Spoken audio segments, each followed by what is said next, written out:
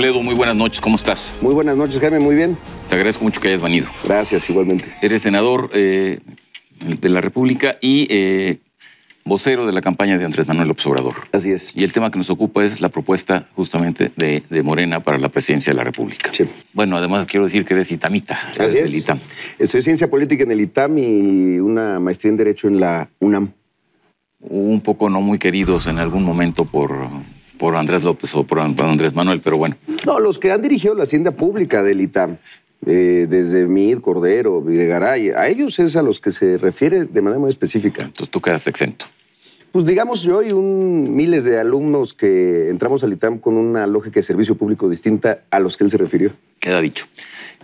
Bueno, entre las propuestas de Andrés Manuel López Obrador que han causado mucho revuelo, es justamente, y vamos abordando una por una, claro, sí. Y ahí tú nos vas respondiendo, es justamente el asunto del aeropuerto. Entonces, obviamente a estas alturas del partido, pues López Obrador tiene una visión de lo que es esto, tiene un diagnóstico de lo que es esto, y ha propuesto justamente la alternativa del aeropuerto de Santa Lucía. Esa es la visión que tiene. ¿Correcto? Bueno, a ver, yo creo que Andrés Manuel López Obrador está planteando algo que es profundamente innovador y profundamente democrático, que es que se abra un espacio transparente, plural, de discusión sobre una de las decisiones más importantes del país, que es el tema del aeropuerto. No solamente el asunto del aeropuerto, sino también qué pasa con los terrenos del viejo aeropuerto, el que sería el viejo aeropuerto si se dejara de usar. Y en ese sentido, pues está el planteamiento de hacer una mesa con 5 expertos de la IP, 5 expertos del gobierno y 5 expertos propuestos desde la campaña para discutir este asunto y que si en ese momento lo convencen de que es el mejor lugar, pues bueno, habría que tomar una decisión. El hecho es que por lo pronto él tiene bastantes reservas y de entrada, bueno, es lo que se ha dicho, sí. Lo que le he dicho, él está en contra de este aeropuerto, ¿no? Y está dispuesto a escuchar opiniones que dicen que este aeropuerto debería ir. Pero en principio él tiene un diagnóstico, ¿no? Sí. Entonces, a partir de ahí ha flexibilizado un poco su posición, pero esa es la visión que tiene. Sí, pero si revisamos, por ejemplo, algunos procesos similares en países europeos, en democracias modernas, decisiones tan importantes que tienen que ver con urbanismo, que tienen que ver también con mecanismos de transparencia y de generar consensos sociales, muchas veces se hacen así. Aquí no hubo un proceso tan abierto ni tan democrático para la elección de ese lugar. Ahora, si es el mejor y queda demostrado, pues qué bueno, adelante. Pero las cosas tienen que cambiar, mi querido Jaime, en términos de cómo tomamos las decisiones. Y la toma de decisiones tiene que empezar a ser un poco más horizontal. Porque la queja que se escucha del otro lado es que finalmente no acaba por saber qué es lo que está pasando. ¿Realmente está a favor o está realmente en contra? De entrada tiene un diagnóstico, porque si no, no estuviéramos en eso. Pero bueno, ahí queda, ya explicaste. El otro asunto, obviamente, es reforma energética. Así es. Hoy hay una declaración de la exministra Sánchez Cordero, diciendo que la reforma no va para atrás. Así es. Antes, Alfonso Romo había dicho que tampoco iría esta reforma para atrás. Y luego Andrés Manuel avaló una declaración de Paco Ignacio Taibo en el sentido de que la reforma tendría que ser radicalmente revisada. Sí. Entonces, pues un poco lo mismo, ¿dónde estamos? Porque una cosa es que tú digas, voy a revisar que efectivamente los contratos estén bien otorgados, y otra cosa es que tú digas que hay que recobrar la soberanía del país sobre una reforma que atentó contra ella. Y doy un último dato. El ingeniero Cuauhtémoc Cárdenas, definió hace muy poco que él iría con el candidato que echara para atrás la reforma energética. Es una posición muy clara. Y hay dentro de la izquierda pues, posiciones muy claras en contra de la reforma energética. Entonces, ¿dónde estamos? ¿O dónde está Manuel? Sí, empezaría por el final. El ingeniero Cárdenas dice que acompañaría a quien estuviera dispuesto a revertir los artículos constitucionales que se modificaron. Y mira, yo creo que la reforma se tenía que hacer, pero no esa reforma.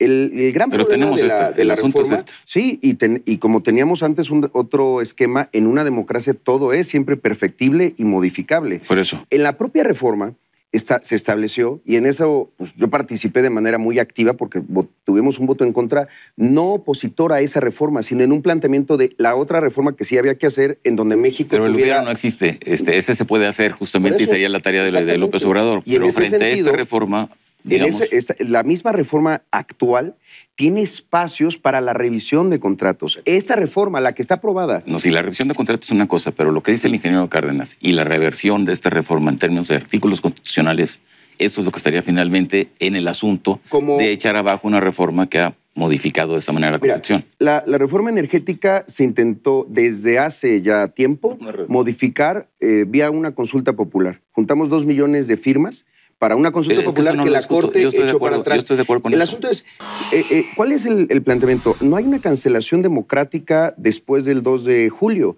Seguirá existiendo el Congreso de la Unión y el Senado de la República para hacer cualquier modificación a cualquier ordenamiento legal que tengamos. El asunto aquí es la posición de Andrés Manuel López Obrador. O sea, si efectivamente se va a revertir esta reforma, él ha dicho que incluso lo llevaría a consulta. Sí. Pero de entrada su posición, quiero yo entender que coincide con la de Cuauhtémoc Cárdenas, que hay que revertir algo que atentó con la esencia de la vieja Constitución. Exactamente. Bueno, entonces ya está. Hay que revertir todo lo que se hizo que no se hizo bien, porque no es una reforma que nos esté asegurando soberanía energética, no es una reforma que esté generando mejores tarifas de luz ni de gas, ni es una reforma que tenga objetivos sociales. Claro que eso hay que modificarlo. Habrá que una reforma para la gente, no una reforma para los contratos. Es mucho más allá de voy a revisar 90 contratos. Sí, hay un fondo que es justamente que se está en contra de esa reforma, que es legítimo, está en campaña y está con un programa porque...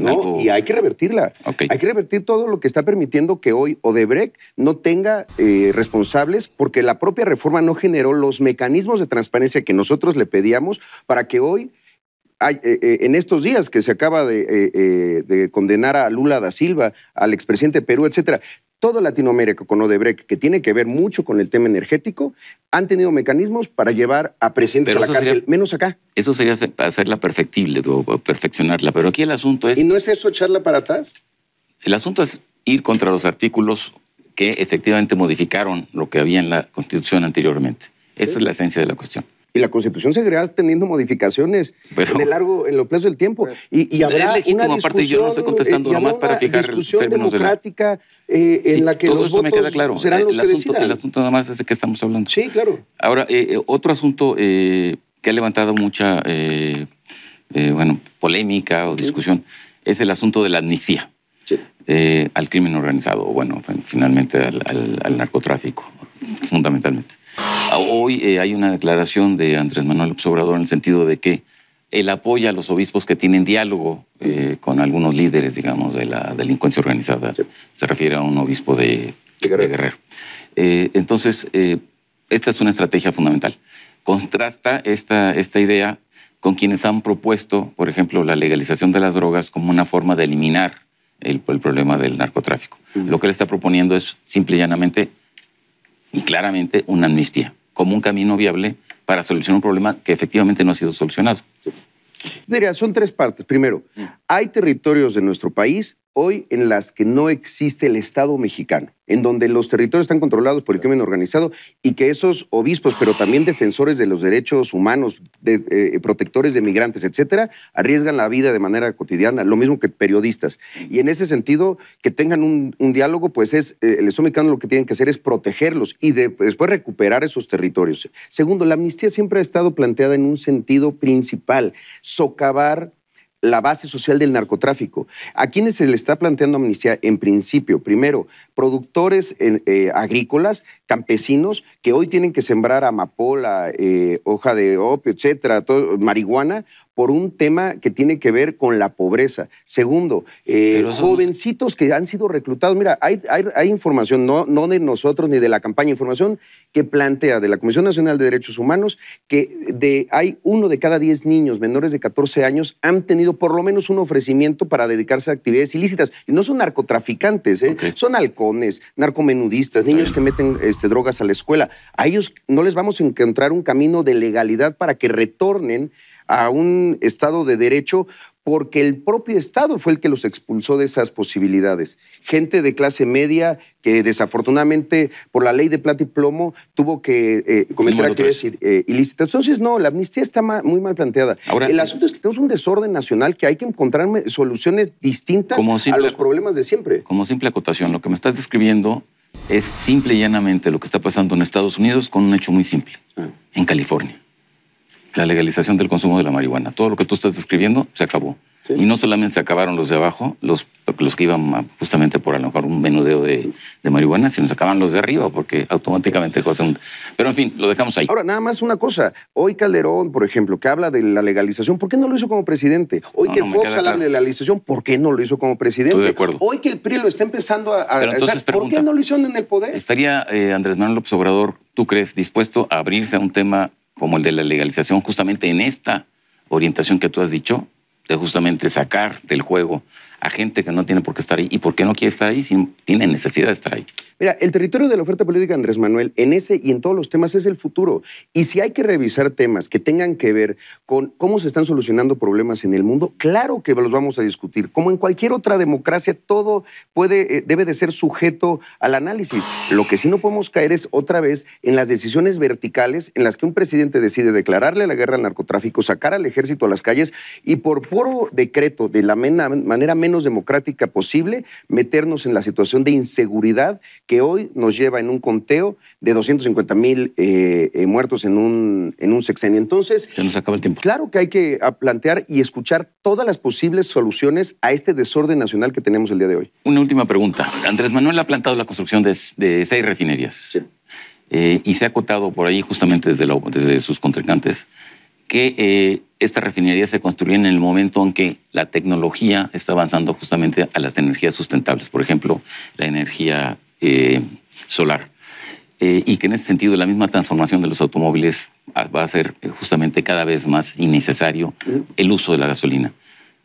¿Es realmente sensato construir 6 refinerías a estas alturas del partido con este avance tecnológico que estamos teniendo? Sí, a ver, yo creo, soy un creyente en la transición energética. Sin embargo, sí hay un momento todavía en el que México tiene su economía atada a los energéticos y particularmente al petróleo en un esquema que es totalmente extractor, porque terminamos importando gasolinas. El tema de las refinerías no es solamente de Andrés Manuel, lo iban a hacer ya desde hace tiempo. Ahí está la barda de Tula, que es a lo que pudo llegar el gobierno de Calderón. Bueno, ni una pudieron hacer. Sí se podrían hacer 7. Seguimos siendo un país productor bueno, y si son 7, pero seguimos siendo un país productor de petróleo que debería de diversificar tanto la economía, pero también los mercados extranjeros. Entonces, y si algunas de esas refinerías son de bioenergéticos, biocombustibles, también se vale, ¿eh? No, las refinerías no solamente son de combustibles pero fósiles. eso no lo ha planteado López Obrador. ¿Sí? Vamos en refinerías de petróleo, hay un planteamiento muy claro, y ahí está en el proyecto 18, hacia la transición energética para energías renovables y energías limpias. Ok. Pues se nos acaba el tiempo. Te agradezco mucho que hayas venido. Jaime. Te invito próximamente para que por favor, hablemos de este asunto. De verdad. Muchísimas gracias. Te agradezco mucho. Gracias. En Contexto, buenas noches. Hasta la próxima semana.